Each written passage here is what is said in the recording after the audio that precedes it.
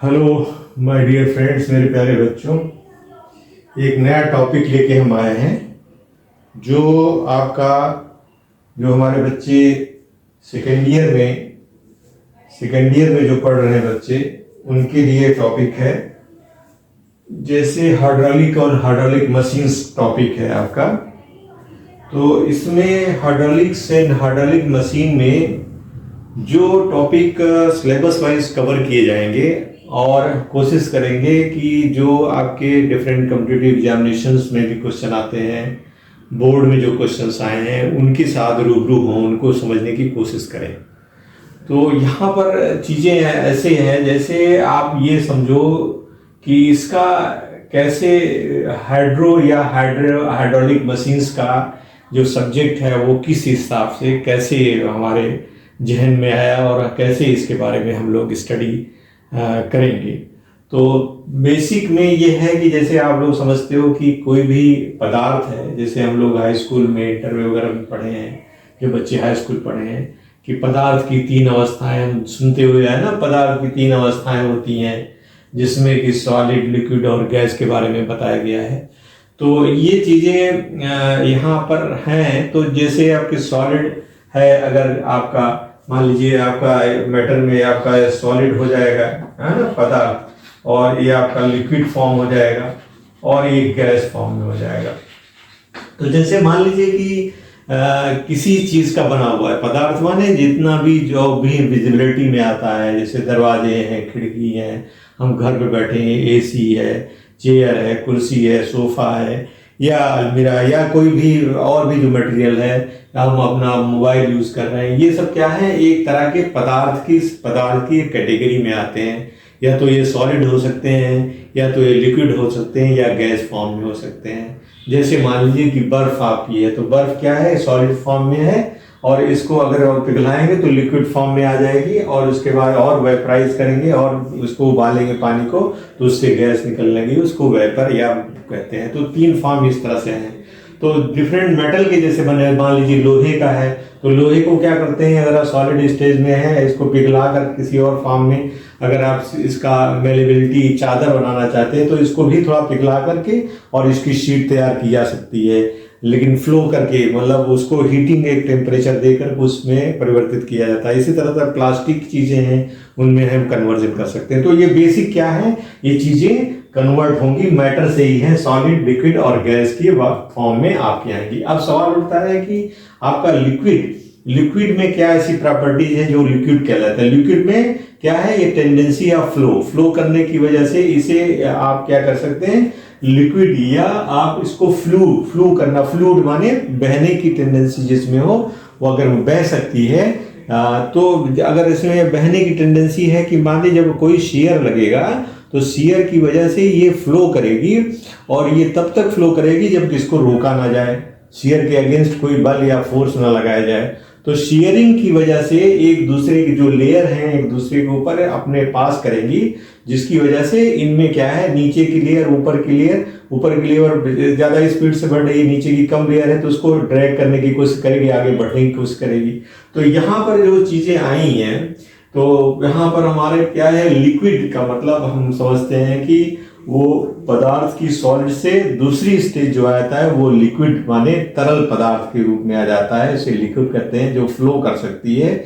इसमें क्या है, विस्कोसिटी का चीज़ें होंगी, विस्कस होगी। विस्कस माने एक लेयर को दूसरे लेवल पर ड्रैग करके उसमें शियरिंग की फिनोमेना डेवलप हो जाएगी। जैसे आपका फोर्सेज में हम लोग सॉलिड में पढ़ते थे कि हॉरिजॉन्टल वर्टिकल फोर्सेज एक दूसरे को, कि shear force and bending moment आएगा। इसी तरह से जब लेयर फ्लो करेगी तो उनमें भी एक तरह का विस्कोसिटी प्रॉपर्टी की वजह से एक लेयर दूसरे लेवल को ड्रैग करेगी। तो यहाँ कहने का मतलब ये हुआ कि लिक्विड जो है एक तरल पदार्थ है, और एक कॉमन नाम दिया गया फ्लूइड का मतलब ये हुआ कि जो फ्लो करे। फ्लो करने में क्या है, गैस भी फ्लो करती है और आपका लिक्विड भी फ्लो करता है। तो लिक्विड और गैस दोनों को जो फ्लो फॉर्म में है उसी को लिक्विड और गैस दोनों को आप जो फ्लूइड के रूप में कह सकते हैं। तो फ्लूइड का जो मतलब है कि that any matter which can flow, it can be in a liquid form या in gaseous form। सो इसका मतलब हुआ कि फ्लूइड्स का मतलब ये हुआ कि इट कैन बी लिक्विड और गैस, कुछ भी इस तरह से हो सकती है। अब सवाल उठता है कि हाइड्रो से हम क्या समझते हैं। हाइड्रो का मतलब होता है वाटर। तो हाइड्रो लिक्विड या हाइड्रो लिक्विड मतलब हुआ कि जिसमें एक मैटर या आपका जो पदार्थ, जो हाइड्रोलिक लिक्विड्स का मतलब ये हुआ कि वो लिक्विड जिसके माध्यम से मशीन या कोई तरह का इंस्ट्रूमेंट जो है आपको संचालित किया जा रहा है। जैसे किसी तरह की मोटर संचालित की जा रही है, किसी तरह की पंप संचालित की जाती है, उसमें माध्यम क्या है? वो hydraulic liquid means that is material which is medium to transform the power from with the help of some machinery. तो वो उसमें माध्यम का काम करे। जैसे हाइड्रोलिक पंप आपको हो गया, हाइड्रोलिक जैक हो गया, हाइड्रोलिक मशीन्स हो गई, क्रेन हो गई। यहाँ पर सब में क्या है, उसमें जो मीडियम है आपका लिक्विड में, मीडियम क्या हो सकता है? जैसे मान लीजिए आपका ऑयल हो सकता है, किसी टाइप का ऑयल हो सकता है, या वाटर हो सकता है किसी चीज़ में, जैसे जेट पंप वगैरह में है, इसमें तो वाटर भी हो सकता है, या कोई और भी लिक्विड हो सकता है जिससे वो मशीन को संचालित किया जाता है। उसमें जो लिक्विड यूज करेंगे उसे हाइड्रोलिक लिक्विड बोलेंगे। माने hydraulic means they are giving some power transmission from with the help of some machine in which the medium fluid medium is used, that is hydraulic fluid कहलाएगा इस तरह से। अब सवाल उठता है कि ये जो हमारे पास फ्लूइड है या लिक्विड है, जो इसको किस तरह से हम लोग पढ़ें, किस तरह से स्टडी करें, कैसे इसके बारे में स्टडी की जाए। तो जनरली क्या है कि फ्लूइड्स को हम लोग दो तरह से डिवाइड करेंगे, ideal fluid and real fluid. Fluid का मतलब समझ गए, गैस या लिक्विड कोई भी होता है जो फ्लो कर सकती है, जिसमें फ्लो करने की टेंडेंसी हो, वो आपकी फ्लूइड कहलाएगी। इट कैन बी लिक्विड या इट कैन बी गैस। तो इस तरह से आइडियल फ्लूइड और रियल फ्लूइड दो का कंसेप्ट आएगा। आइडियल फ्लूइड का मतलब ये होता है कि ऐसा फ्लूइड जो कि इनकम्प्रेसिबल हो, नॉन विस्कस हो, विस्कोसिटी का गुण ना हो, और इसके साथ साथ नो सरफेस टेंशन ना हो, और इसका बल्क मॉडुलस जो है इन्फिनाइट हो। तो इस तरह का अगर कहीं इमेजिनेशन में एक तरह से, this is imagination not in real world, real world में ये आपको नहीं मिलेगा, आपको ये चीजें नहीं मिलेगी कि टोटली इनकम्प्रेसिबल हो, नॉन विस्कस हो, उसमें सरफेस टेंशन ना हो, विस्कोसिटी भी ना हो। तो इस तरह का चीज नहीं मिल सकती है। कोई आपका पानी भी है, अगर कोई भी पानी आप ले लो तो पानी में भी विस्कोसिटी होगी, कंप्रेसिबिलिटी होगी, और सरफेस टेंशन भी हो सकता है। तो इस तरह से वाटर का जो फॉर्म है उसको भी हम आइडियल फ्लूइड में या नहीं कर सकते। ये केवल इमेजिनेशन है कि अगर इस तरह की प्रॉपर्टी हो तो उसको आइडियल फ्लूइड हम कहेंगे। अब सवाल उठता है कि रियल फ्लूइड क्या होता है। रियल फ्लूइड जो हम अपने आम व्यवहारिक जीवन में देखते हैं, जैसे हमारे व्यवहारिक जीवन में जैसे हम वाटर है, तेल है, केरोसिन है, या कोई भी चीज़, इनेमल है, पेंट है, वार्निश है, टूथपेस्ट है, मिल्क है, बटर है, या दही है, दूध है, या जो भी सराउंडिंग में जो खाने पीने की, पेंट करने की, कलर करने की जो चीज़ें मिलती हैं, वो हमारे रियल फ्लूइड के रूप में जानी जाती है। हैविंग विस्कोसिटी, उसमें विस्कोसिटी होगी। विस्कोसिटी माने एक दूसरे को शेयर करने की टेंडेंसी आपकी होगी, और इसमें एक फिनिट कह सकते हैं, फिनिट कंप्रेसिबिलिटी होगी, एक निश्चित कंप्रेसिबिलिटी। ऐसा नहीं कर सकते बहुत ज़्यादा या बहुत कम, लेकिन हाँ एक निश्चित मात्रा होगी, और उसमें सरफेस टेंशन होगा। अगर आप सरफेस टेंशन का करते थे फोर्स पर रनिंग मीटर पर length on the surface, that is surface tension आप कह सकते हैं। जो चीज़ होगी वो हम लोग अलग से डिस्कस करेंगे।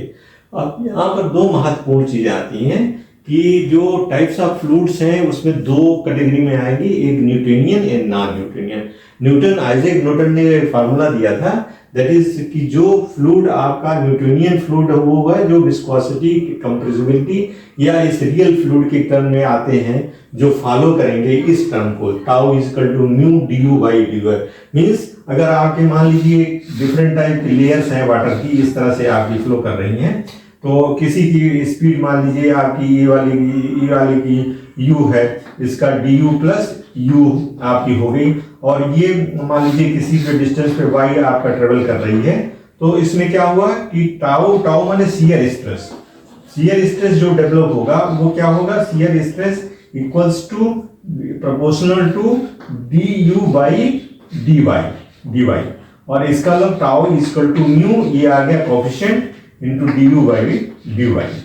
तो इसमें क्या है, लेयर के बीच में जो फ्रिक्शन होता है दोनों के बीच में, इनमें जो फ्रिक्शन होगा, जैसे ये मान लीजिए आपके आगे बढ़ना चाह रही है तो ये इसको पीछे करना है, तो इसमें क्या हुआ, एक फ्रिक्शनल रेजिस्टेंस या आपका शियर या विस्कसिटी डेवलप हो जाएगी जो कि स्ट्रेन का काम करेगी। तो टाउ माने shear stress is proportional to shear strain, जो ये d u by d y ये क्या है, ये शियर स्ट्रेन है, और म्यू जो आ गया कोफिशिएंट उसको विस्कोसिटी बोलते हैं।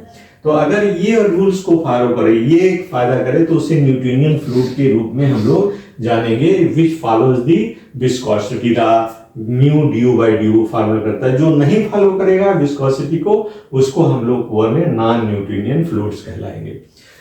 तो यहाँ पर चूंकि ये बार बार आप लोगों से पूछा जाता है कि न्यूटोनियन और नॉन न्यूटोनियन उनकी कैटेगरी में कौन कौन से आते हैं, तो एक हमने इसमें डायग्राम ड्रा करके कोशिश की है। तो यहाँ क्या है कि हम आइडियल फ्लूइड यहाँ दिखा रहे हैं इस डायग्राम में, यहाँ ये आइडियल फ्लूइड इस लाइन पर लगेगा, d u by d y है, और यहाँ पर ये आपका टाउ है, मान लीजिए शियर स्ट्रेस को दिखा रहा है। तो यहाँ पर क्या दिखाया कि इनिशियल शियर स्ट्रेस, जो शियर स्ट्रेस को फॉलो कर रहा है यहाँ पर ये पॉइंट पे, इसके बियॉन्ड जो है शियर स्ट्रेस बियॉन्ड पे है, लिमिट या इल्ड पे ऊपर में आ जाएगा। तो हम यहाँ देखेंगे कि एक तो न्यूटोनियंस फ्लूइड्स हैं जो कि न्यूटन्स के फ्लूइड लॉ को फॉलो कर रहे हैं, tau is equal to mu d u by d y को फॉलो कर रहे हैं। तो ये इस तरह के फ्लूइड्स को हम लोग न्यूटोनियन फ्लूइड करेंगे, और जो नहीं फॉलो करते हैं उनको नॉन न्यूटन करेंगे। उनको हम लोगों ने कैटेगराइज किया है time independent and time dependent. Time independent में जो आपके निकल के आते हैं वो डायलेटेंट है, और बिंघम प्लास्टिक है, और स्यूडो प्लास्टिक है। तो यहाँ पर आप देखेंगे डायलेटेंट यहाँ लिखा हुआ है, यहाँ पर ये स्यूडो प्लास्टिक लिखा हुआ है, और न्यूटोनियन बीच में, न्यूटोनियन इन दोनों के बीच में आपका न्यूटोनियन फ्लूइड का एक्सर्शन एक्सप्रेशन आपका आ रहा है। तो माने डायलेटेंट का मतलब ये हुआ कि यहाँ पर इस फार्मूले के द्वारा government tau is equal to a d u by d y to the power n plus b, जहाँ की ए बी जो है कांस्टेंट है, ये टाइप ऑफ फ्लो और टाइप ऑफ फ्लूइड और फ्लो के ऊपर निर्भर करते हैं। एक तरह का इंपेरिकल फार्मूला है। अगर n is greater than 1 and b equal to 0 तो ये डायलेटेंट की कैटेगरी में आएगा, और इसमें बटर या क्विकसैंड आपके हो सकते हैं, क्योंकि क्विकसैंड या बटर इसमें डायलेटेंट कहलाएंगे।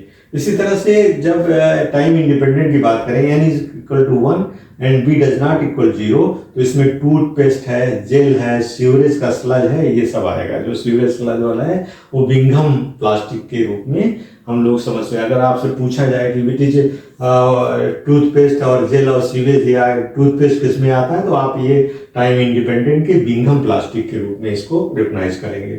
तीसरा है स्यूडो प्लास्टिक। स्यूडो प्लास्टिक में n is less than 1 but b is 0। इसमें पेपर पल्प हो गया, रबर सोल्यूशन हो गया, लिपस्टिक हो गया, पेंट हो गया, ब्लड हो गया, पॉलीमेरिक सोल्यूशन और मिल्क इत्यादि हो सकते हैं। तो इनको क्या कहेंगे, स्यूडो। आपका मिल्क जाना पहचाना नाम है, लिपस्टिक जाना पहचाना है, पेंट वगैरह जानते हैं, ब्लड जानते हैं, ये किस में आएगा, आपके स्यूडो प्लास्टिक में। ये स्यूडो प्लास्टिक की कैटेगरी में आएगा, जहां की n is less than 1 and b equals to 0। This is the formula, ये आएगा। दूसरा टाइम डिपेंडेंट में आपके थिस्कोट्रॉफिक है और यो प्लास्टिक है। थिस्कोट्रॉफिक में n is less than 1, b does not equal 0। इसका मतलब विस्कोसिटी अगर इंक्रीज करेगी तो टाइम के साथ विस्कोसिटी इंक्रीज करेगी, जिसमें प्रिंटर की इंक हो सकती है, इनामिल आपके जो आते हैं वो हो सकते हैं। इसको थिक्सोट्रॉफिक कहते हैं। रियो प्लास्टिक में n is greater than 1 and b does not equal to 0। इसमें विस्कोसिटी नीचे जाएगी, अगर टाइम बढ़ेगा तो विस्कोसिटी घटेगी। इससे gypsum solution in water and bentonite solution आपके हो सकते हैं। तो ये हमें थोड़ा सा ध्यान देने की जरूरत है कि डायलेटेंट बटर और सैंड कैटेगरी में आता है, और टूथपेस्ट या डिंगम में आता है, स्यूडो में मिल्क है, रबर लिपस्टिक, ब्लड, ये चीज़ें आती हैं। तो थोड़ा सा आपके नॉलेज के लिए हमने यहाँ पर इसको रखा है, जो आपके SSC JEE वगैरह में या किसी में पूछे जाएं, जिससे आप वहाँ पर जवाब दे सकें। तो यहाँ पर ये डायलिटेंट है, न्यूटेनियन है, स्यूडो है, रिगोप्लास्टिक है, आइडियल प्लास्टिक है, थिक्सोप्लास्टिक है, और ये इसको बोल सकते हैं आइडियल सॉलिड भी बोल सकते हैं। इस ग्राफ को यहाँ से इस टाइप पे, और इसको क्या सकते हैं, आइडियल फ्लूइड कह सकते हैं। तो ये थोड़ी सी कैटेगरीज हैं जो हम लोग यहाँ पर डिस्कस कर रहे थे। अब हम यहाँ पर आपका बेसिक में जो जानना चाहते हैं कि हमारे स्टडी के मटेरियल्स जो होंगे वो किस नाम से कैसे हम लोग रिकॉग्नाइज करेंगे, वो क्या कैटेगरी रही होगी पहले। तो उसमें क्या हो सकता है आपका, जैसे हो सकता है अगर हाइड्रो की बात करेंगे तो हाइड्रो की वजह से क्या हो सकता है, आपका स्टैटिक हो सकता है कंडीशन, या आपका हो सकता है डायनेमिक हो सकता है कंडीशन, या एक कैटेगरी और कर सकते हैं काइनेडायनेमिक्स, या आप कर सकते हैं काइनेडायनेमिक्स। ये 3 कैटेगरी आपकी आ गई। ये हाइड्रो के हैं। हाइड्रो मीन्स वाटर के ऊपर या इस तरह के जो आपका। दूसरा आपका फ्लूइड कैटेगरी में आ गया, तो इसको बोलेंगे आपका फ्लूइड में क्या हो गया आपका, फ्लूइड में होता था डायनेमिक हो सकती है या स्टैटिक हो सकती है, ठीक है। इसी तरह से गैस में आएगा तो गैस या वेपर आप कह सकते हैं, वेपर। तो एरोडायनेमिक, एयर की बात करें तो एरोडायनेमिक हो सकता है, एरोडायनेमिक, एरोस्टैटिक, तो सब्जेक्ट को कैसे करके डिवाइड किया। जैसे मान लीजिए आपके हाइड्रो के हो सकते हैं, तो सब्जेक्ट क्या होते हैं, जैसे आप हाइड्रोलिक्स पढ़ रहे हो तो हाइड्रोलिक्स में क्या है, हाइड्रोलिक्स में क्या है, study of water, you can say water behaviour in static and dynamic condition.